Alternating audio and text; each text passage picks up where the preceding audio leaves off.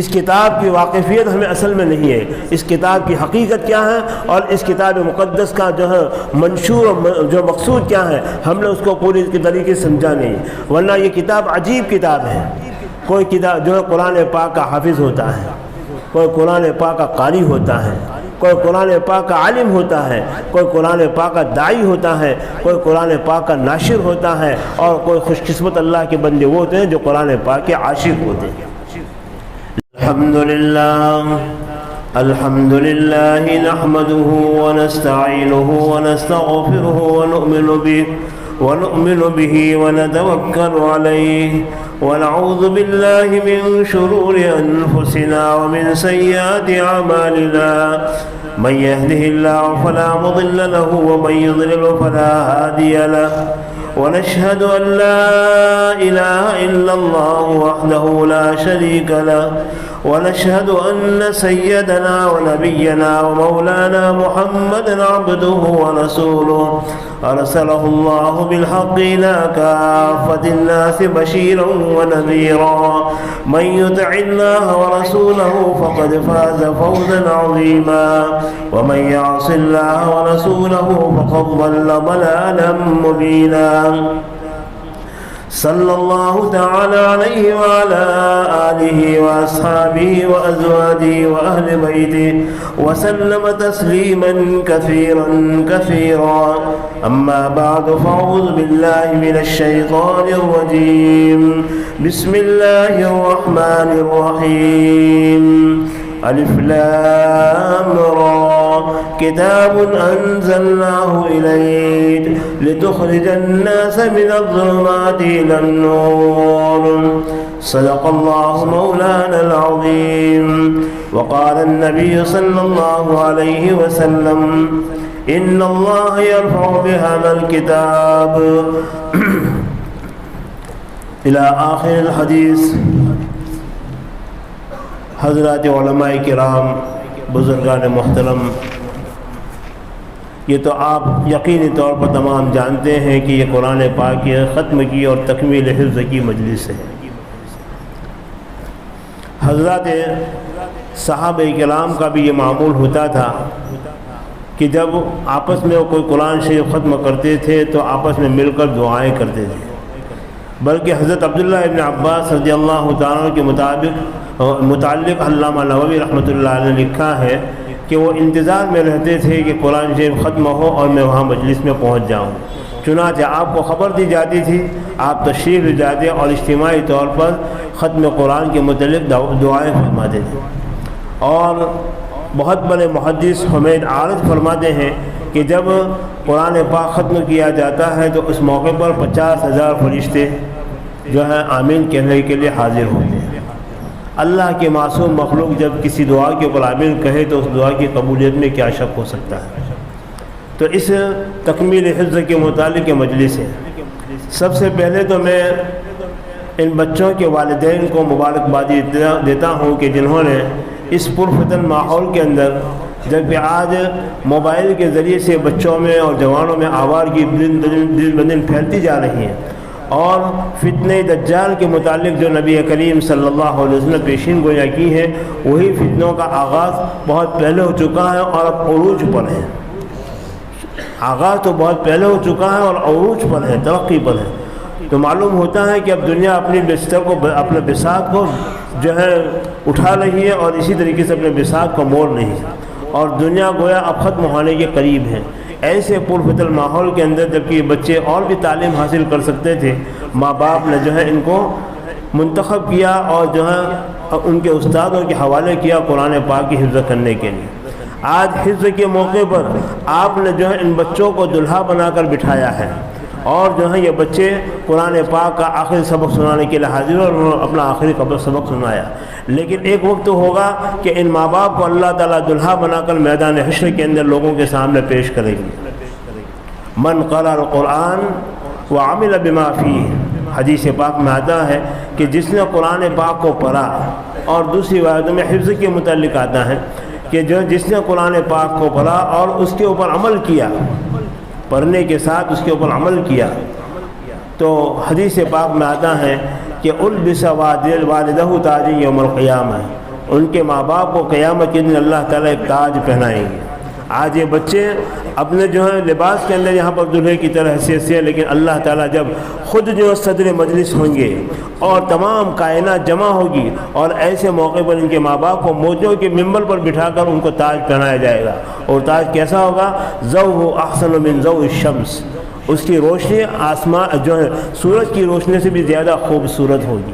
دیکھو احسن کہا ہے، اکثر نہیں کہا، یعنی سورج کی روشنی سے زیادہ ہوگی نہیں، بلکہ سورج کی روشنی سے زیادہ اچھی ہوگی، اس لیے کہ سورج کی روشنی تو ایسی ہوتی، اتنی تیز ہوتی ہے کہ آدمی اس کو دیکھ نہیں سکتا ہے، اس کے سامنے اپنی آنکھیں چندھیا جاتی ہیں اور آنکھیں اس کے سامنے جمتی نہیں ہیں، لیکن وہ تاج ایسے ہوں گے کہ لوگ حیرت کے ساتھ اور رشک کے ساتھ اس کی طرف دیکھ رہے ہوں گے، اور وہ سورج سے زیادہ چمکتی ہوگی۔ اور اس موقع پر اللہ تعالیٰ ان کے ماں باپ کو دلہا بنا کر بٹھائیں گے۔ بڑے جو ہے خوش قسمت ہے وہ ماں باپ کہ جنہوں نے اپنے بہت ساری اولاد کو، اور جو اسی طریقے سے جو اپنے نواسوں کو، اپنے پوتوں کو، اور نہ معلوم کتنوں کو جو حافظ بنایا، ان کے لیے بڑی جو ہے خوش قسمتی ہوگی۔ اسی طریقے سے جو ہے قابل مبارکباد ہیں وہ اساتذہ بھی کہ جنہوں نے رات دن کی دھن لگا کر اور کاوشیں اور کوششیں اور محنت کر کے ان بچوں کے پیچھے اپنے وقت کو لگایا۔ اور جو ہے بہت سے اساتذہ تو ایسے بھی ہوتے ہیں کہ بچوں کو سبق نہ یاد نہیں ہوتا تو وہ خود بھی کھانا نہیں کھاتے، ایسے بھی اساتذہ ہیں، اللہ تعالیٰ ان کو بھی جزائے خیر دے۔ حدیث پاک میں آتا ہے، ملا علی قاری رحمۃ اللہ علیہ نے شرح مشکات کے اندر لکھا ہے کہ جو لوگ جو ہے مسلمانوں کے بچوں کو قرآن کی تعلیم دیتے ہیں، قیامت کے دن اللہ تعالیٰ ان کو عرش کے سائے میں جگہ دے گا۔ قیامت کا بلبلانے والا دن وہ ایسا دن ہوگا کہ انسان کے سر سے قریب سورج ہوگا اور کھوپڑیاں ابل رہی ہوں گی، انسان کے تن بدن کے اوپر کوئی کپڑا نہیں ہوگا، بغیر چپل اور جوتے کے کھڑے ہوں گے، اور بالکل مادرزاد جو ہے جیسے ماں کے بعد پیٹ سے پیدا اس طریقے سے بغیر کپڑوں کے ہوں گے، اور جو ہر ایک کی نظر آسمان کی طرف ٹکی ہوئی ہوگی۔ اور ایسے موقع پر جب کوئی کسی کو پوچھنے والا نہیں ہوگا اور عرش کے سائے کے علاوہ کوئی سایہ نہیں ہوگا، ان اساتذہ کو جو قرآن پاک کی تعلیم دینے والے ہیں اللہ تعالیٰ اپنے عرش کے سائے میں جگہ دے گا۔ یہ بھی بڑی خوش قسمتی ہیں دوست، قرآن پاک کوئی معمولی چیز نہیں ہے۔ ایسے ہی جو ہے میں مبارکبادی دیتا ہوں ان بچوں کو بھی کہ جنہوں نے اپنے اساتذہ کی جو ہے نرمی سختی کو برداشت کیا اور رات دن قرآن کے پیچھے لگے رہے، اور آج اللہ نے وہ خوش دن دکھایا کہ جب آج ان کا قرآن پاک مکمل ہوا۔ اللہ تعالیٰ جو ہے ان کی تکمیل کے اندر اور ترقی بھی عطا فرمائے اور موت تک اس پر لگے رہنے کی توفیق بھی عطا فرمائے۔ دوستو جو ہے قرآن پاک اللہ کی عظیم کتاب ہے، اللہ تعالیٰ نے اس قرآن کو دنیا کے اندر نازل فرمایا نبی کریم صلی اللہ علیہ وسلم کے ذریعے سے۔ آپ صلی اللہ علیہ وسلم سے پہلے دنیا کے اندر بہت سے انبیاء آئے، انبیاء کے اوپر کتابیں اور صحیفے نازل ہوئے، لیکن ان کتابوں کی حفاظت کی ذمہ داری اللہ نے قوموں پر ڈالی تھی۔ قوموں نے اس کی حفاظت نہیں کی، خود بھی بدل گئے، کتابوں کو بھی بدل دیا، اور اللہ کی خوشنصیحت حاصل کرنے کے جو راستے تھے وہ تمام راستے مسدود ہو گئے، بند ہو گئے، کسی کو پتہ نہیں چلتا تھا کہ اللہ کی رضا کیسے حاصل کی جائے۔ اللہ تبارک و تعالیٰ نے نبی کریم صلی اللہ علیہ وسلم کے اوپر یہ قرآن پاک نازل فرمایا، اور اس کے ذریعے سے اللہ نے اپنی مرضیات کو بتا دیا کہ میری مرضی تک پہنچنے کے لیے، میری رضا کو حاصل کرنے کے لیے کیا راستہ ہے۔ تو چنانچہ یہ کتاب ہدایت ہے، بندوں کی ہدایت کے لیے اللہ تبارک و تعالیٰ نے اس کو نازل فرمایا ہے۔ اس اعتبار سے کتاب ہدایت ہے، اور یہ اللہ نے کیوں نازل فرمایا، اس کا مقصد کیا ہے؟ اس کا مقصد وہی ہے جو قرآن پاک کی میں نے آیت تلاوت کی، اِنَّا أَنزَلْنَاهُ إِلَيْكَ لِتُخْرِجَ النَّاسَ مِنَ الظُّلُمَاتِ إِلَى النُّورِ۔ ہم نے اس قرآن پاک کو نازل کیا تاکہ آپ لوگوں کو کفر اور شرک اور جو ہے گمراہی کے راستوں سے نکال کر، اس کے اندھیریوں سے نکال کر ایمان و اسلام کی روشنی کے اندر لے آئیں۔ گویا نبی کریم صلی اللہ علیہ وسلم کے ذریعے سے یہ کتاب دی گئی، اور اللہ کی طرف سے نبی کریم صلی اللہ علیہ وسلم کو حکم دیا گیا کہ آپ بھٹکوں ہوئے کو، جو اللہ سے بھٹکے ہوئے ہیں، ان کو سیدھے راستے پر لے آئیں، اور اسی طریقے سے کفر اور شرک کی ظلمتوں اور اندھیریوں کے اندر جو مبتلا ہیں ان کو آپ ہدایت اور ایمان کی روشنی کی طرف لے آئیں، جو راستے سے بھٹکے ہوئے ان کو صحیح راستے پر لے آئے۔ یہ کتاب ہدایت ہے، یہ اللہ تبارک و تعالیٰ نے انسان کو زندگی گزارنے کے لیے ایک دستور حیات دیا ہے۔ زندگی کے گزارنے کے جو قوانین ہیں، ان قوانین اللہ نے دیا ہے، بلکہ زندگی کے ہر شعبے کے لیے اس کے اندر قوانین موجود ہیں۔ سیدنا صدیق اکبر رضی اللہ تعالیٰ فرماتے ہیں کہ اگر میری اونٹ کی رسی بھی گم ہو جائے گی تو میں اس کو قرآن کے ذریعے سے تلاش کروں گا۔ کیا مطلب کہ قرآن کے اندر ہر چیز کی ہدایت دی گئی ہے کہ تمہیں کوئی مشکل پیش آئے، کوئی پریشانی پیش آئے تو ان پریشانی اور مشکل کو دور کرنے کے لیے کتاب اللہ کو دیکھو، اللہ کی کتاب کو دیکھو۔ یہ کتاب ہدایت ہے، یہ کتاب ہدایت ایسی کتاب ہدایت ہے کہ جس کے ذریعے سے اللہ تعالیٰ بہت سی اقوام کو سربلند کرتا ہے اور اس کے ذریعے سے بہت سے لوگ ذلیل بھی بن جاتے ہیں۔ اس کتاب کی واقفیت ہمیں اصل میں نہیں ہے، اس کتاب کی حقیقت کیا ہے اور اس کتاب مقدس کا جو ہے منشور جو مقصود کیا ہے، ہم نے اس کو پوری طریقے سے سمجھا نہیں، ورنہ یہ کتاب عجیب کتاب ہے۔ کوئی کتاب جو ہے قرآن پاک کا حافظ ہوتا ہے، کوئی قرآن پاک کا قاری ہوتا ہے، کوئی قرآن پاک کا عالم ہوتا ہے، کوئی قرآن پاک کا داعی ہوتا ہے، کوئی قرآن پاک کا ناشر ہوتا ہے، اور کوئی خوش قسمت اللہ کے بندے وہ ہوتے ہیں جو قرآن پاک کے عاشق ہوتے ہیں۔ لہذا قرآن پاک کے عالم اور قاری ہونے کے ساتھ ساتھ قرآن پاک کے عاشق بھی بننا چاہیے، یعنی ایسی قرآن پاک کے اندر دھن اور دھیان ہو کہ آدمی چلتے پھرتے اس کی تلاوت کرنے والا ہو۔ جن کو عشق قرآن نصیب ہوتا ہے وہ ہر گھڑی ہر وقت جو قرآن پاک اس کے سامنے ہوتا ہے، یعنی حکمی اعتبار سے اس کے سامنے ہوتا ہے، چاہے سامنے ہو لیکن ہر وقت وہ قرآن پاک کی تلاوت کرنے والا ہوتا ہے۔ اور جس کو عشق قرآن نصیب ہوا ان لوگوں نے قرآن پاک کے ساتھ کیا معاملہ کیا۔ امام عاصم کوفی رحمۃ اللہ علیہ جو بہت بڑے ائمہ قراء میں گزرے ہیں، جو 7 قاری کی قرأت مشہور ہے، اس میں ایک امام عاصم کوفی بھی ہیں جن کی حفص کی روایت سے ہم تلاوت کرتے ہیں۔ یہ مسجد نبوی کے امام تھے، اور امام ہونے کے ساتھ ساتھ مسجد نبوی کے اندر مسلمانوں کے بچوں کو قراءت کے ساتھ قرآن سکھاتے تھے، اور خود بھی رات دن خوب قرآن پاک کی تلاوت کرتے تھے، خوب تلاوت کرتے تھے، جس کی وجہ سے کیا ہوا، ان کے عشق و محبت کی وجہ سے اللہ نے یہ اعزاز اور اکرام نصیب فرمایا کہ ایک مرتبہ نبی کریم صلی اللہ علیہ وسلم کو خواب میں دیکھا، تو نبی کریم صلی اللہ علیہ وسلم نے فرمایا کہ عاصم تو قرآن پاک کی بہت تلاوت کرتا ہے، تو قرآن پاک کی بہت تلاوت کرتا ہے، تیرے ان ہونٹوں کو مجھ سے قریب کر تاکہ میں اس سے بوسہ لوں۔ عشق قرآن نے کیا مقام دیا کہ نبی کریم صلی اللہ علیہ وسلم نے خواب میں ان کے ہونٹوں کو بوسہ دیا، اسی دن سے لے کر موت تک ان کے منہ سے مشک کی طرح خوشبو آیا کرتی۔ یہ قرآن پاک کا جو صدقہ ہے، قرآن پاک کی جو ہے دوستو یہ تاثیر ہے، اس لیے عاشق قرآن بننا چاہیے۔ عاشق قرآن ہونے کا مطلب کیا ہے؟ عاشق قرآن ہونے کا مطلب مجھے قرآن سے عشق ہے نہیں، عشق جو ہے یہ الفاظوں کا نام نہیں ہے، یہ ایک دل کی کیفیت ہے، دل کی حالت ہے جو انسان سے عملی طور پر ظاہر ہوتی ہے۔ عاشق قرآن تو کیسے لوگ ہیں؟ ہشام کلبی رحمۃ اللہ علیہ کے متعلق آتا ہے کہ ایک مرتبہ علماء کی مجلس بیٹھی ہوئی تھی، وہاں پر تذکرہ ہوا کہ فلاں عالم حافظ ہیں، فلاں عالم حافظ ہیں، فلاں عالم حافظ ہیں، اور ہشام کلبی کے متعلق آئے، وہ بھی بیٹھے ہوئے تھے کہ بھائی ہشام کلبی بہت بڑے عالم ہیں لیکن حافظ قرآن نہیں۔ ان کے علم کی تو تعریف ہوئی لیکن وہاں پر یہ ایک خامی نکلی کہ وہ حافظ قرآن نہیں۔ بس اسی وقت وہ اٹھے وہاں سے، گھر جا کر قرآن پاک کو یاد کرنا شروع کر دیا، 3 دن کے اندر حافظ قرآن بن گئے۔ ایسے بھی عاشق دنیا کے اندر گزرے۔ تو قرآن کے پیچھے انسان جب لگتا ہے تو اللہ تبارک و تعالیٰ اس کو سربلند کرتے ہیں۔ حضرت مولانا قاسم نانوتوی رحمۃ اللہ علیہ جنہوں نے علم کے دریا پی رکھے تھے، حضرت مولانا فضل الرحمان مراد آبادی رحمۃ اللہ علیہ، ان کے سامنے ایک مرتبہ حضرت نانوتوی کا ذکر آیا، کہا کہ اس جوان نے جو علم کے دریا پی رکھے ہیں اور دکار تک نہیں لیتا ہے، اور ایسے عالم تھے کہ ہندوستان میں نہیں بلکہ دنیا میں ان کی مثال نہیں تھی، ایسے عالم تھے، کوئی زیادہ عمر بھی نہیں پائی۔ علماء کو خوب معلوم ہوگا کہ ایک مرتبہ حج کے لیے تشریف لے جا رہے تھے۔ اب اس زمانے میں بادبانی کشتیاں تھیں، یعنی ہواؤں کے زور سے چلنے والی تھی، کبھی تو ہوا موافق ہو گئی تو ہفتے میں پہنچ جاتے تھے، ورنہ ہوا موافق نہ ہوئی تو کبھی کبھی 6 مہینے بھی لگ جاتے تھے۔ اب حضرت جا رہے ہیں، اتنے بڑے عالم تھے، ان کے ساتھ 300 علماء کا قافلہ تھا۔ کتنے؟ 300 علماء کا قافلہ تھا۔ رجب کے مہینے سے سفر شروع ہوا لیکن ہوا موافق نہیں تھی، جو اشکولے کھاتے ہوئے کشتی چل رہی تھی، جو ہے دریا کے بیچوں بیچ پہنچے کہ رمضان کا چاند نظر آ گیا۔ شعبان کی 29 تاریخ ہوئی تو اس دن جو حضرت نے فرمایا تمام علماء کو جمع کر کے، جو یہ کتنی جو ہے بری بات ہوگی کہ 300 علماء کا قافلہ ہے اور اس میں کوئی حافظ قرآن نہیں ہے۔ ہم کو تلاوی قرآن سے پڑھنی، علم تلا سے نہیں پڑھنی۔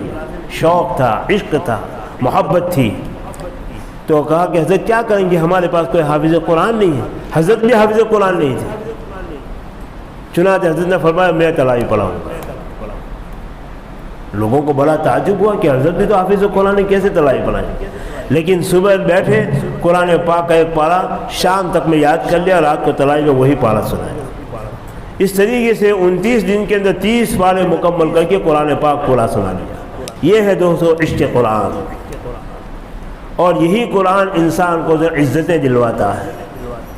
حضرت مولانا سلیم اللہ خان صاحب رحمۃ اللہ علیہ 100 سال کے قریب عمر ہوئی، ابھی 1 سال پہلے ان کا انتقال ہوا۔ حضرت سے میری بھی ملاقات ہے۔ بڑے محدث تھے، بڑے صاحب نسبت تھے، اور بڑے جید عالم تھے۔ بخاری تو اس طریقے سے پڑھاتے تو اس کی شرح کے ساتھ وہ سورہ فاتحہ پڑھ رہے ہیں۔ اللہ نے عجیب دماغ دیا تھا۔ حافظ نہیں تھے، فارغ دارالعلوم دیوبند سے فارغ ہونے کے بعد ان کو دل میں خیال آیا کہ مجھے قرآن پاک کا حافظ بننا چاہیے، تو انہوں نے یہ ارادہ کر لیا کہ میں حافظ بننا ہوں۔ چنانچہ انہوں نے قرآن پاک یاد کرنا شروع کر دیا۔ 27 دن کے اندر قرآن پاک مکمل کر دیا۔ قرآن پاک کی تلاوت کرنے والے بھی اس امت کے اندر ایسے ہی پیدا ہوئے ہیں، اور اللہ تعالیٰ نے اسی قرآن کے ذریعے سے ان کو اٹھایا تھا۔ ارے دوستو، صحابہ کرام کے زمانے میں کون سے کتب خانے تھے؟ کوئی لائبریریاں تھی؟ کوئی کتابیں تھی؟ نہیں تھی۔ یہی قرآن کو لے کر اٹھے، وہ اسی قرآن کو لے کر اٹھے جو قرآن پیغمبر اسلام حضرت محمد رسول اللہ صلی اللہ علیہ وسلم کے ذریعے سے ان کے ہاتھوں میں پہنچا۔ یہی قرآن اور حضور کی سنی باتیں، وہی قرآن کی تفسیر ان کے دل و دماغ میں محفوظ تھی، لے کر دنیا میں چلے تو جو ہے 20 سال کے عرصے کے اندر پوری دنیا کے اندر پھیل گئے، اور اسی قرآن کے ذریعے سے جو ہے انہوں نے لوگوں کو ایمان کی طرف دعوت جو لوگ ایمان میں داخل ہوئے۔ انڈونیشیا کے اندر صرف 2 صحابی پہنچے تھے۔ دیکھو یہ ان لوگوں کے واقعات میں کیوں سناتا ہوں؟ فقط اس وجہ سے تاکہ ہمارے دلوں میں شوق پیدا ہو، خود بھی قرآن پاک کے ساتھ لگاؤ پیدا ہو، اور اپنے بچوں کو لگائیں ہم تعلیم کے لیے۔ اگر خود بدقسمتی سے نہیں پڑھ سکے ہیں تو اپنی اولاد کو تو پڑھائیں۔ 2 صحابی پہنچے۔ صحابہ نے وہاں جا کر سب سے پہلے کوئی اسلام کا پیغام نہیں دیا، بلکہ انہوں نے بیپار شروع کیا، سچائی امانت داری کے ساتھ، اور کوئی دھوکہ کے بغیر جو ہے لوگوں کو چیزیں دیتے تھے، اور معمولی قیمت کے ساتھ۔ اب سچائی اور امانت داری اس زمانے میں تو دنیا میں ناپید تھی۔ لوگ دھوکہ دینا اور اسی طریقے سے جھوٹ بول کر اپنا سودا کو بیچنا، یہ عادتیں بنی ہوئی تھی۔ جھوٹ کو کوئی عیب نہیں سمجھا جاتا تھا، دھوکہ دینا کوئی عیب نہیں سمجھا جاتا۔ ایسے وقت میں اگر کوئی آدمی سچائی اور امانت داری کے ساتھ اگر جو ہے کوئی چیز بیچے گا تو ظاہر بات ہے کہ لوگوں کی توجہ اس کی طرف جائے گی۔ چنانچہ صحابہ کرام نے بیپار شروع کیا۔ آہستہ آہستہ شہر میں اور شہر سے باہر ان کا جو ہے ان کے بارے میں شہرت ہوئی کہ کچھ 2 آدمی اجنبی ہیں کہ جو بیپار کرتے ہیں، لیکن کوئی بیپار میں دھوکہ نہیں، جھوٹ نہیں، کچھ بھی نہیں۔ اب لوگوں کی لائنیں بن رہی ہیں، خریدنے کے لیے۔ لیکن صحابہ کرام کا ایک معمول تھا ان دونوں صحابی کا کہ جب نماز کا وقت ہوتا تھا تو وہیں بازار میں اپنا سامان چھوڑ کر اس پر چادر ڈال لیتے تھے، اور جہاں پر ان کا قیام تھا وہاں جا کر نماز پڑھ لیتے تھے۔ کچھ دن تو ایسا چلا۔ اب لوگوں نے کہا کہ بھائی آپ اتنے زیادہ گاہکوں کو چھوڑ کر دن میں 5 مرتبہ اس طریقے سے آپ چلے جاتے، آخر کیا کرتے ہیں آپ؟ اب صحابہ کرام کو موقع ملا کہ کچھ طلب پیدا ہوئی ہے، تو صحابہ کرام نے فرمایا ان دونوں صحابی نے کہ جو ہے ہم ایک خاص وقت ہوتا ہے اللہ کو یاد کرنے کا، ہم اللہ کی عبادت کے لیے چلے جاتے ہیں اور اللہ کی عبادت کر کے آتے ہیں۔ اللہ کی عبادت اور خاص وقت کے اندر یہ بھی تعجب کی چیز تھی۔ لوگوں کو تعجب ہونے لگا، تو لوگوں نے پوچھا کہ آخر وہ کیا عمل ہے کہ جس کی وجہ سے تم اپنا سامان اس طریقے سے بازار میں چھوڑ کر چلے جاتے ہو اور جو ہے پابندی کے ساتھ چلے جاتے ہو؟ آخر ہمیں بھی تو کچھ بتائیں۔ تو پھر اس طریقے سے آپ نے بتایا کہ ہمارے اندر پیغمبر مبعوث ہوئے، ہم بھی اسی طریقے سے جھوٹ کے ساتھ، مکاریوں کے ساتھ، دغا بازی کے ساتھ لوگوں کے ساتھ بیپار کرتے تھے، لیکن ہمارے نبی آئے، ہمارے نبی نے ہمیں قرآن دیا، قرآن کے ذریعے سے ہمیں یہ سکھایا کہ جو ہے لوگوں کے ساتھ امانت داری اور اخلاق کے ساتھ پیش آنا، یہی سب سے بڑی انسانیت ہے۔ اب لوگوں کو یہ بات بتائے، اب لوگوں کو جو یہ دین اچھا لگا کہ اتنی امانت داری، اتنی سچائی اور اتنا خدا کے اوپر بھروسہ اور ایک خدا کی عبادت لوگوں کو اچھی لگی، تو لوگوں نے اسلام قبول کرنا شروع کیا، اور چند مہینوں کے اندر پورے ملک کے اندر اسلام پھیل گیا۔ یہی قرآن کو لے کر گئے تھے۔ اسی طریقے سے آپ دیکھیے کہ افغانی قوم ایسی ہے کہ افغان کی تاریخ میں نہیں ملتی ہے وہ کسی کے سامنے جھکے ہوں، چاہے کیسی طاقتوں نے ان کے اوپر حملہ کیا، لیکن کبھی کسی کے سامنے جھکے نہیں۔ لیکن جب صحابہ کرام وہاں پر پہنچے تو صحابہ کرام کوئی ٹھاٹ بات اور آن شان کے ساتھ نہیں گئے تھے، بلکہ اکثریت تو ایسی تھی کہ ان کے پاس سواریوں کے لیے جو سواری بھی نہیں تھی، ان کے پاؤں میں چپل کے بجائے چیتھے بندھے ہوئے تھے، اور اس حال میں پہنچے، کپڑوں کے اوپر پیمن لگے ہوئے، لیکن چہرے چاند کی طرح چمک رہے ہیں۔ یہ قرآن کا نور تھا کہ ان کے چہروں پر چمکتا۔ چنانچہ جو ہے وہاں جا کر انہوں نے لوگوں کے سامنے اسلام پیش کیا، اس لیے کہ اسلام میں اصول ہے جہاں کہیں بھی حملہ کرو تو سب سے پہلے ان کے سامنے اسلام کا پیغام پہنچاؤ۔ اگر وہ قبول کرنے کے لیے تیار نہ ہو تو پھر اسلامی حکومت کے تابع ہو جاؤ، جزیہ ادا کرو۔ اگر یہ بھی تیار اس کے لیے قبول نہ ہو تو پھر لڑنے کے لیے تیار ہو جاؤ، اس لیے کہ ایسے جو ہے مہلک امراض والے دنیا میں رہنے نہیں چاہیے کہ جو لوگوں کو بھی خراب کرے۔ تو کفر اتنا مہلک امراض ہے۔ چنانچہ جو ہے افغان قوموں نے دیکھا کہ چاہے ہم جھکنے والے لوگ نہیں ہیں، لیکن یہ لوگ ایسی صفت والے ہیں کہ ان کے سامنے جھکے بغیر ہمیں چارے کا نہیں ہوگا، ورنہ ان کے سامنے ہم جیت نہیں سکتے۔ چنانچہ لوگوں نے کہا کہ ہم اسلامی حکومت کے تابع رہنا چاہتے ہیں۔ تمام نے اسلام تو قبول نہیں کیا، لیکن اکثریت جو ہے اسلامی حکومت کے تابع ہو گئی، اور اس کو جو ہے اسلامی اصطلاح میں جزیہ کہا جانا ہے وہ ادا کرنا شروع کیا۔ چنانچہ کئی سالوں تک اس طریقے سے وہ جزیہ ادا کرتے رہے۔ آخر خلفائے بنو عباس کا دور آیا۔ اب وہ دور ایسا تھا کہ جو ہے اس زمانے میں سپاہی اور فوجی لوگ ریشم کے کپڑے پہنتے تھے، گھوڑوں پر سوار ہوتے تھے، اور ان گھوڑوں کی زین بھی عالی شان ہوتی تھی، اور اس طریقے سے آن شان کے ساتھ اور بان کے ساتھ جو لوگوں پر حملہ کرتے تھے۔ چنانچہ افغان کے لوگوں نے جزیہ دینا بند کر دیا چند سالوں کے بعد۔ تو پھر یہ خلفائے بنو عباس کے دور میں وہاں کی فوج گئی، وہاں پر پہنچی، تو افغان قوم نے کیا کہا، آپ جیسے آئے ہو ویسے چلے جاؤ، ورنہ آپ کو یہی دفن کر دیں گے، ہم جزیہ ادا نہیں کریں گے۔ وہ چیتھے والے جو آتے تھے ان کو بھیجو، ان کے چہروں سے جو نورانیت چمکتی تھی، حقانیت چمکتی تھی، یہ قرآن کا نور تھا۔ تو دوستو یہ لوگ جو قرآن لے کر جہاں گئے وہاں پر قرآن لے کر پہنچے، تو اللہ تبارک و تعالیٰ نے اس کے ذریعے سے کتنا بلند فرمایا، کتنا عالی مقام عطا فرمایا کہ جب وہ عشق و محبت کے ساتھ قرآن پاک کی تلاوت کرتے تھے تو نبی کو حکم ہوتا تھا کہ فلاں کا قرآن سنو۔ چنانچہ ایک مرتبہ ابی بن کعب رضی اللہ تعالیٰ عنہ نبی کریم صلی اللہ علیہ وسلم کی خدمت میں تشریف فرما تھے۔ نبی کریم صلی اللہ علیہ وسلم نے فرمایا کہ کعب، ابی بن کعب کو کہا گیا ابی قرآن مجھے سناؤ، سورہ بینہ سناؤ۔ تو ابی بن کعب فرماتے ہیں کہ میں نے کہا کہ اللہ کے رسول قرآن تو آپ پر نازل ہوا ہے، میں آپ کو قرآن سناؤں گا۔ کہا کہ ہاں مجھے ایسا ہی حکم ہوا ہے۔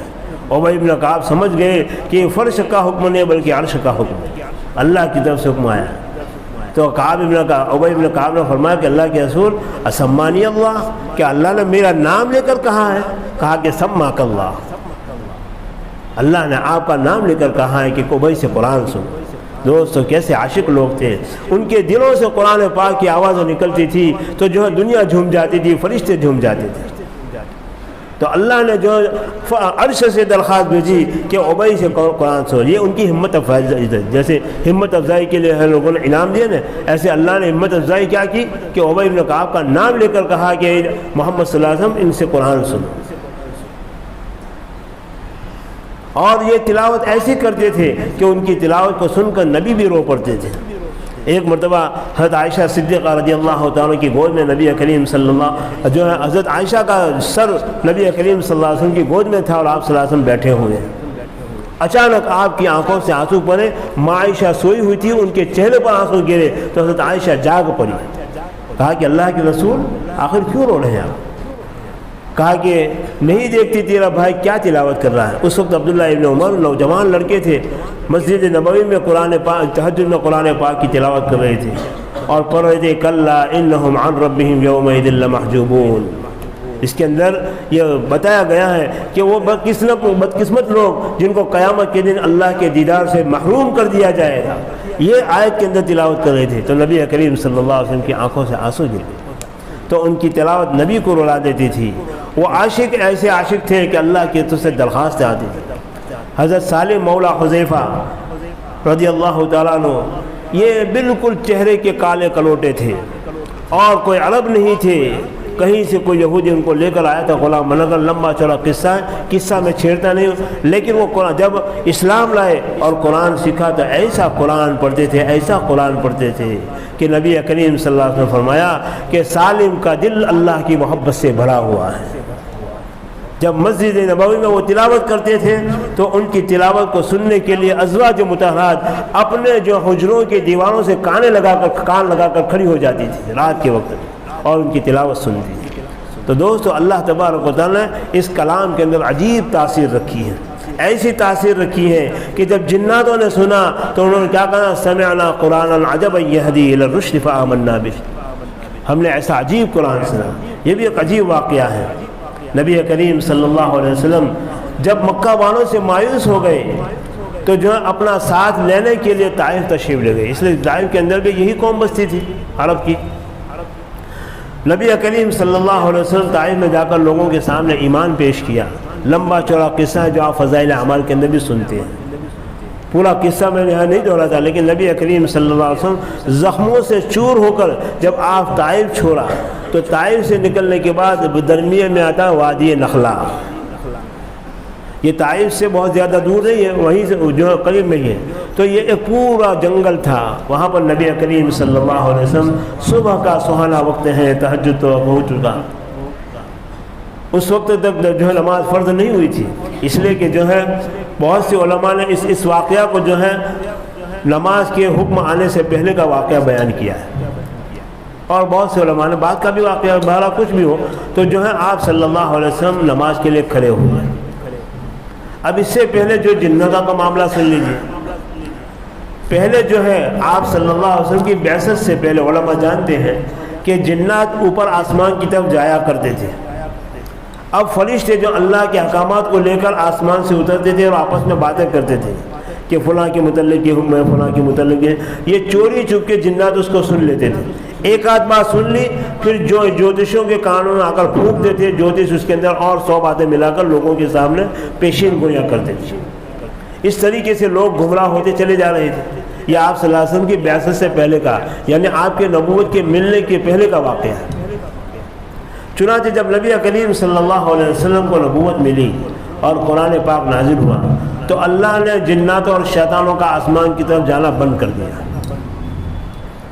جب بھی کوئی شیطان، کوئی جنات جو آسمان کی طرف جانا چاہتا ہے تو شہاب ثاقب جو ستارہ ہے اس کا کوڑا بنا کر جو فرشتے اس کو مارنے کے لیے دوڑتے ہیں۔ یہ کہتے ہیں ستارہ ٹوٹا، یہ ستارہ نہیں ٹوٹا ہے، دمدار ستارہ جو ایک آگ کے انگارے کی طرح ہوتا ہے، یہ ستارہ ٹوٹا نہیں بلکہ فرشتے لے کر اس کو مارنے دوڑتے ہیں، یہ بھاگ گیا۔ اب جناتوں کا آپس میں اجتماع ہوا اور مشورہ ہوا کہ بھائی معلوم ہوتا ہے کہ دنیا کے اندر کوئی بہت بڑا حادثہ پیش آیا ہے جس کی وجہ سے ہمارا اوپر جانا بند ہو گیا، اس کی تلاش میں لگو۔ چنانچہ جناتوں کی مختلف جماعتیں دنیا کے اندر پھیل گئی، کوئی ہندوستان کی طرف آیا، کوئی شام کی طرف گیا، کوئی اور طرف گیا۔ ایک جماعت نصیبین یمن کا ایک علاقہ ہے، وہاں کی جناتوں کی 6 یا 7 کی ایک جماعت عرب کی طرف، تہامہ یعنی عرب کی طرف نکلے۔ اب یہی لوگ جو ہے طائف کی طرف نکلے جنات، اور وہاں سے جاتے جاتے وادی نخلا کے اندر ان کا گزر ہوا تو دیکھا کہ نبی کریم صلی اللہ علیہ وسلم یہاں پر نماز کے اندر قرآن پاک کی تلاوت کرتے ہیں۔ ان کو معلوم نہیں تھا کہ یہ نبی ہے۔ اب جو ہے زخموں سے چور مظلومیت کی حالت میں ایک آدمی جو ہے روتا ہے، کسی نے تھپڑ لگا دی روتا ہے، لیکن کسی نے بہت زیادہ ظلم کیا تو اس کے رونے کی آواز کیسی ہوتی ہے، اور اس کے اندر کی جو ہے آواز جو نکلتی ہے وہ دل کی گہرائیوں سے نکلتی ہے۔ مظلومیت کا عالم ہے، صبح کا سہانا وقت ہے، نبی کی زبان ہے، قرآن خدا کا کلام ہے، اور صبح کا سہانا وقت ہے، اور نبی کریم صلی اللہ علیہ وسلم کی تلاوت، ظاہر بات ہے کہ آپ کی تلاوت کا مقابلہ کسی کی تلاوت نہیں کر سکتے۔ ایک بچہ چھوٹا ہوتا ہے، اس کا آواز ذرا سندر اور سنہری ہوتا ہے تو ہمیں اس کے سننے میں کتنا جی لگتا ہے، تو یہ تو نبی کی آواز تھی۔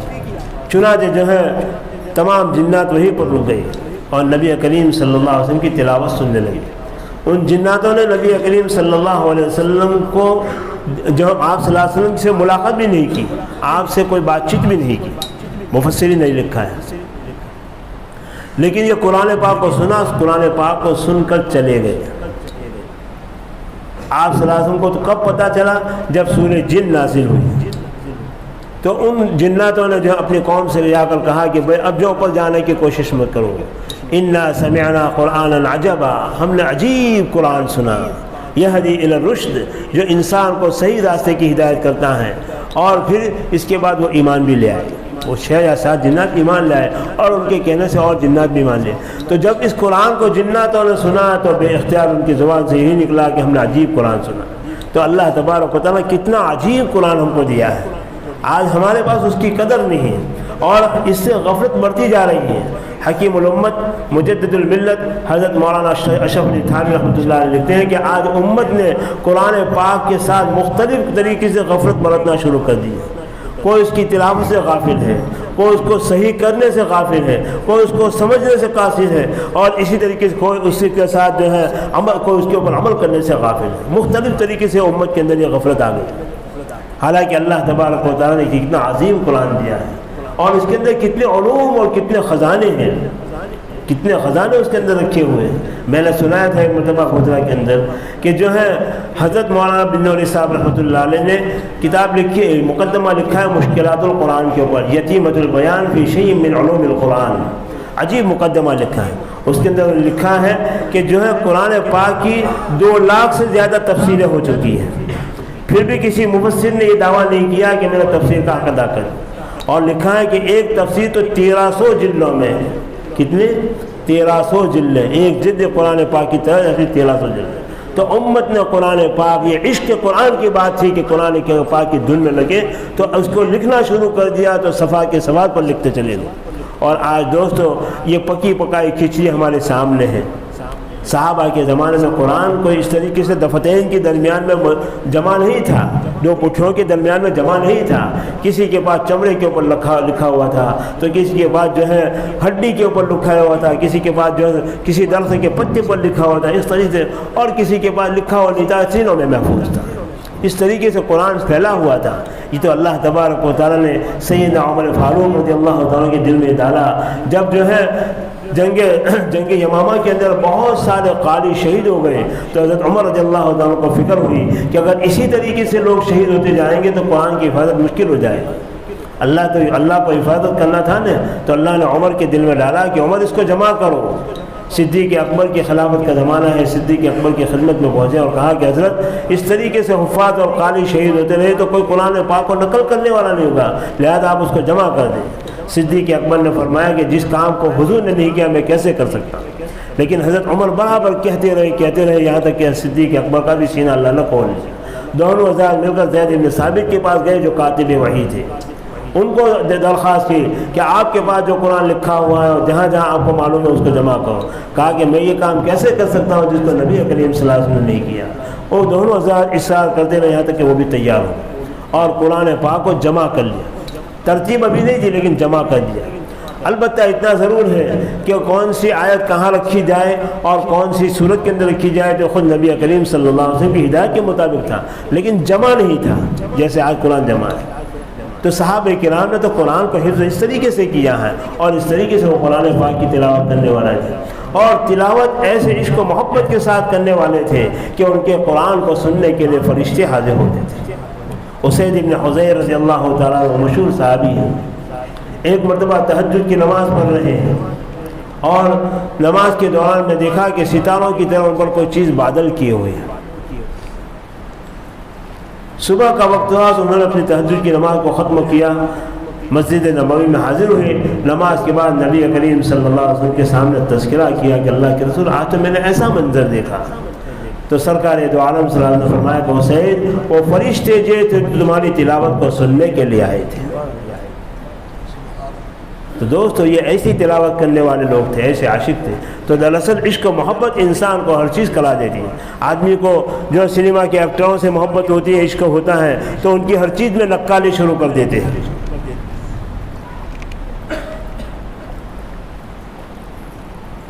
اللہ کے نبی نے کہا کہ کپڑا اس وقت تک بیکار نہ چھوڑو جب تک کہ پیون کے قابل رہے، لیکن پیون لگانا عیب سمجھتے تھے۔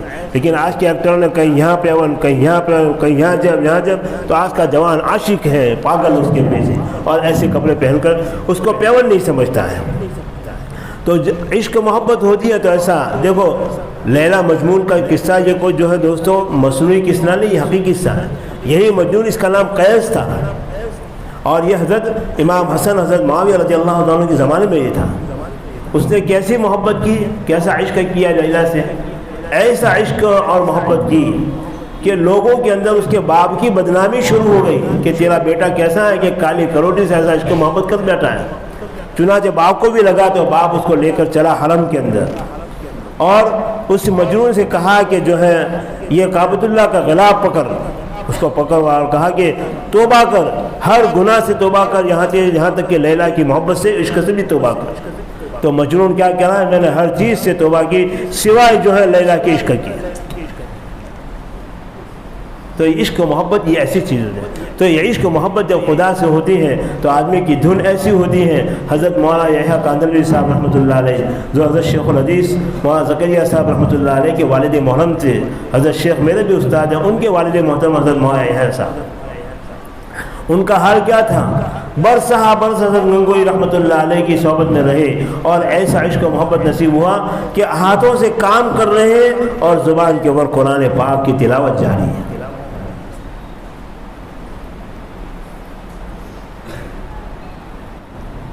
دست بکار دل بیار، ان کا حال یہ تھا، ہاتھ کام میں لگا ہوا ہے اور دل یار کے ساتھ لگا ہوا ہے۔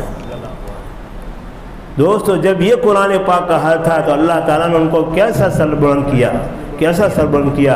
صحابہ کرام جس جگہ پر بھی گئے ہر جگہ فتح اور کامیابی نے ان کے قدم کو چوما۔ جب بیت المقدس کے اوپر حملہ ہوا اور مسجد اقصیٰ کو فتح کرنے کا نمبر آیا تو عیسائیوں نے کیا کہا، آپ اپنے خلیفہ کو بلائیے، ہم ان کے ساتھ کچھ بات کریں گے پھر ان کا حوالے کر دیں گے۔ سمجھ گئے کہ اس قوم سے مقابلہ نہیں ہو سکتا ہے، یہ قرآن کی وجہ سے سربلند ہے اور یہ اللہ کے کلام کی وجہ سے سربلندی ملی ہے، ان کے سر کو کوئی نیچا نہیں کر سکتا ہے۔ حضرت عمر رضی اللہ عنہ تشریف لے گئے، آپ کی حلیہ کو دیکھ کر چابیاں بیت المقدس کے حوالے کر دی، اور آج دوستو 70-80 سال سے لڑ رہے ہیں، لیکن ایک قدم آگے بڑھنے کی بجائے 100 قدم پیچھے ہٹ رہے ہیں۔ یہ کیوں؟ اس لیے کہ ہم نے اپنا تعلق قرآن سے توڑا۔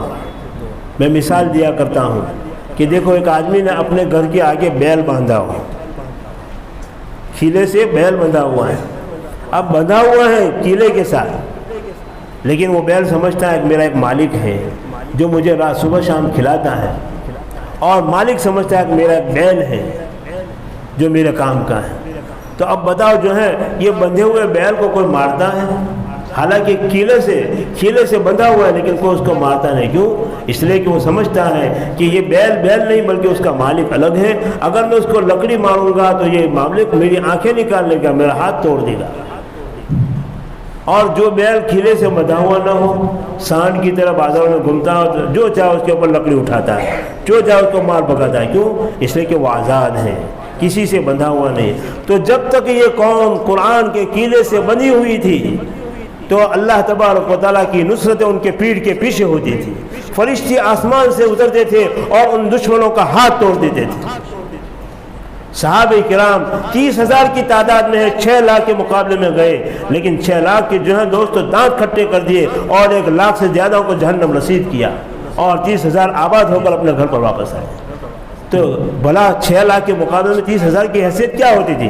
لیکن چونکہ انہوں نے اپنے آپ کو قرآن پاک سے جو وابستہ کر رکھا تھا، قرآن پاک سے جڑے ہوئے تھے، تو اللہ تبارک و تعالیٰ بھی جانتا تھا کہ یہ میرے بندے جو مجھ سے جڑے ہوئے ہیں، لہذا ان کے اوپر کوئی آنکھ اٹھائے گا ہم اس کی آنکھ نکال لیں گے۔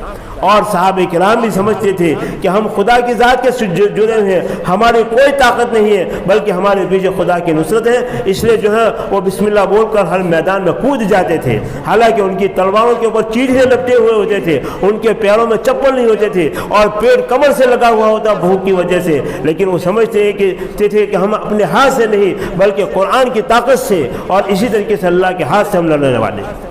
تو جب بیل کیلے سے بندھا ہوا ہوتا ہے لیکن مالک سے وابستہ ہوتا ہے تو اس کے اوپر کوئی ہاتھ نہیں اٹھاتا، اور بیل اگر کیلے سے بندھا نہیں ہوتا، بازاروں میں گھومنے والا ہوتا ہے تو ہر ایک اس کے اوپر جو لکڑی اٹھا کر اس کو مارتا ہے۔ تو آج جو اس زمانے میں یہ تھا کہ مسلمان تعداد میں کم تھے، جسم تھوڑا تھا لیکن طاقت بہت زیادہ تھی۔ جسم تھوڑا آنے کا مطلب کیا؟ تعداد تھوڑی تھی لیکن پوری دنیا ان سے لڑتی تھی۔ ایک عمر فاروق مدینہ کی گلیوں میں ریت پر بیٹھ کر ایک قانون پاس کرتے تھے اور مغرب کے اندر مشرق کے اندر لوگوں کے دل ہل جاتے تھے کہ عمر کا یہ قانون نافذ ہوا ہے۔ اور آج دوستو موبائل پر، ٹی وی پر، ریڈیو پر، ہر چیز کے اوپر قرآن اور قرآن کی تفسیر ہو رہی ہے، لیکن نہ مسلمان کے دل میں کوئی ڈھل پیدا ہوتی ہے اور نہ کسی کافر کے اس کا اثر ہوتا ہے۔ کیوں؟ اس لیے کہ وہ عشق و محبت نہیں ہے، وہ قرآن کے ساتھ وہ لگاؤ نہیں۔ ہماری زبانیں تقریروں کے لیے، وعظ کے لیے خوب چلتی ہیں لیکن عمل کے اندر ہم صفر ہوتے ہیں۔ تو دوستو قرآن پاک کو اللہ نے کیوں نازل فرمایا؟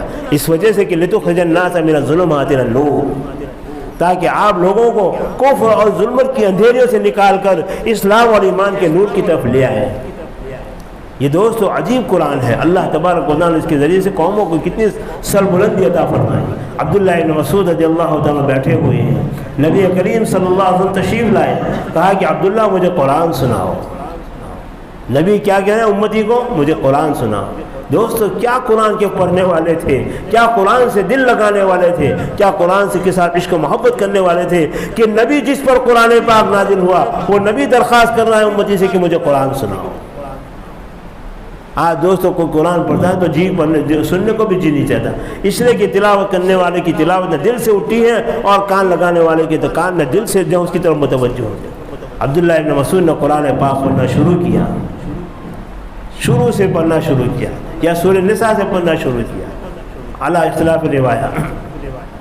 چنانچہ آپ جب جو ہے یوم دن کہاں قرآن نہیں وہ نہیں تو بہرحال اس کے اندر یہی ہے کہ وہ دن ایسا ہوگا کہ جس دن جو ہے نبی کو بھی جو ہے شہادت کے طور پر پیش کیا جائے گا۔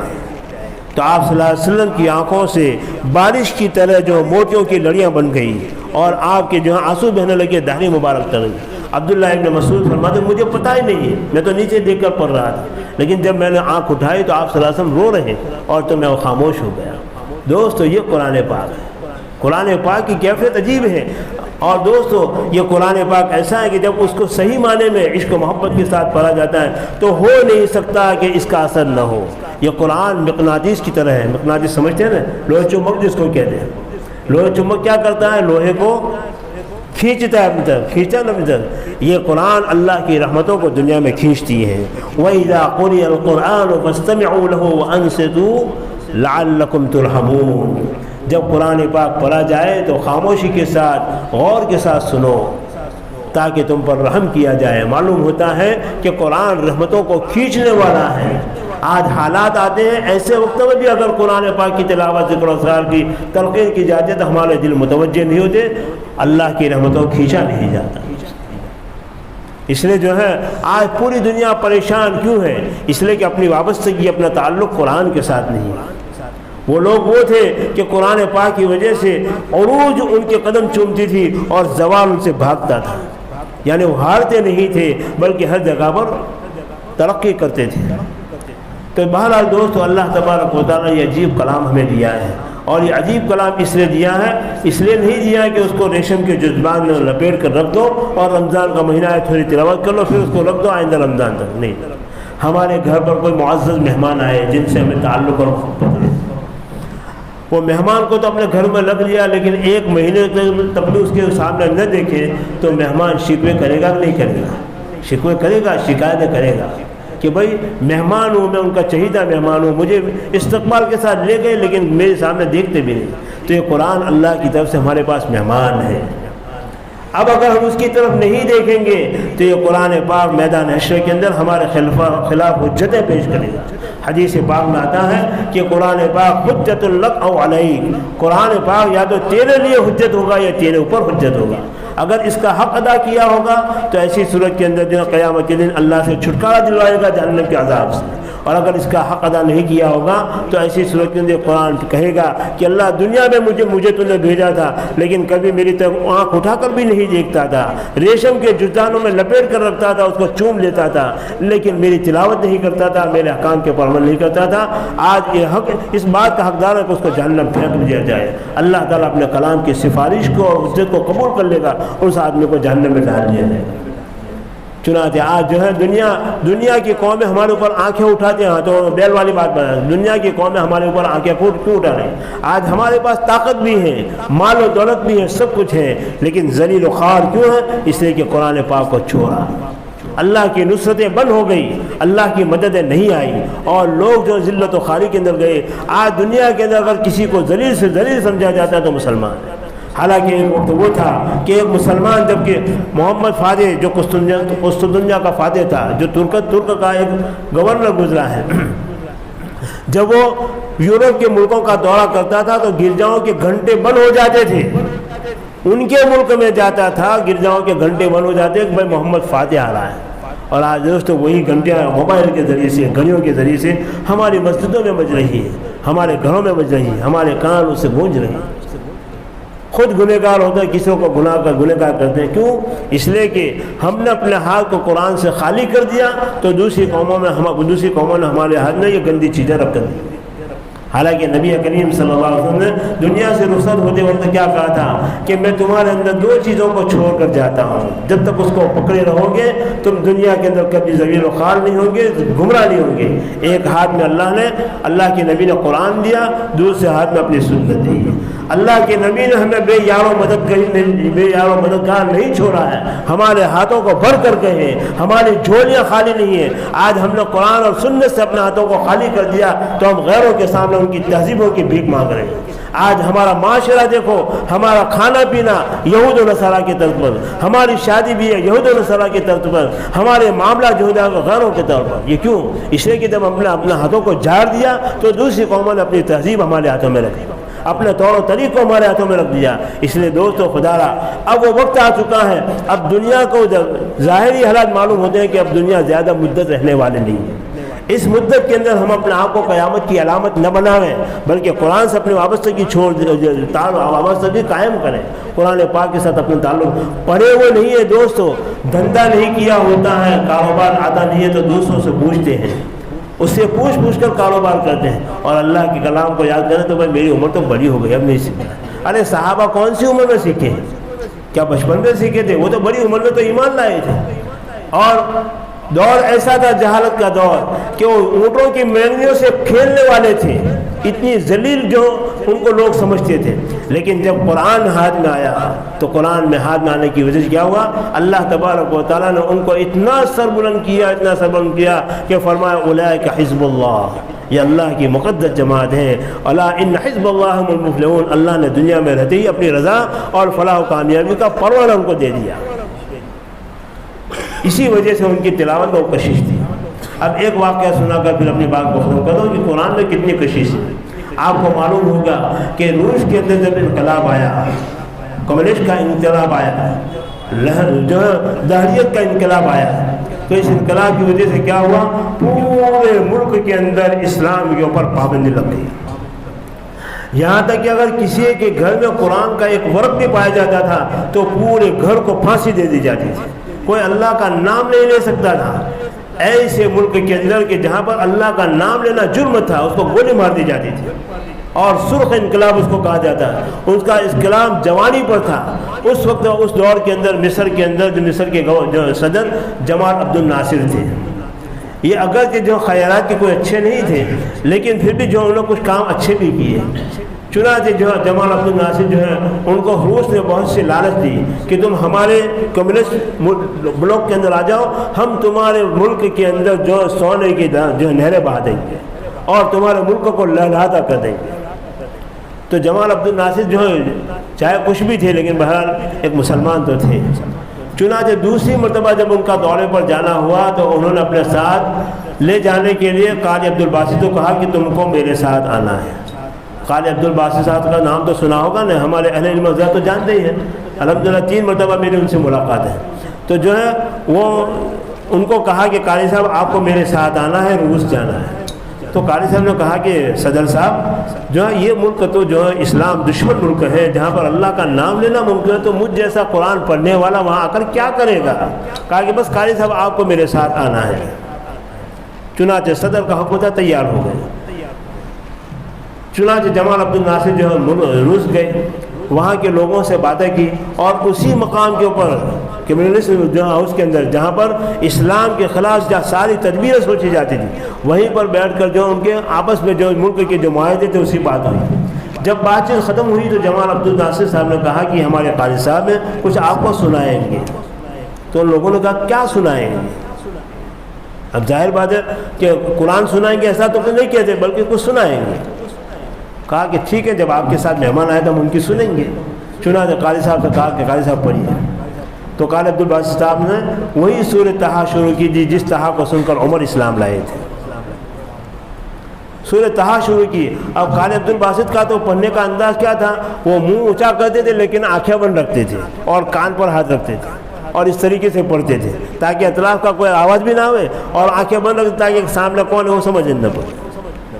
اس طریقے سے ان کا پڑھنے کا انداز تھا، بڑے خوش دل آویز انداز کے اندر قرآن پڑھتے تھے۔ پوری دنیا کو ان کی آواز سے گونج اٹھی تھی، اور کئی ہزار لوگ ان کے پڑھنے کی وجہ سے ایمان میں داخل ہوئے تھے۔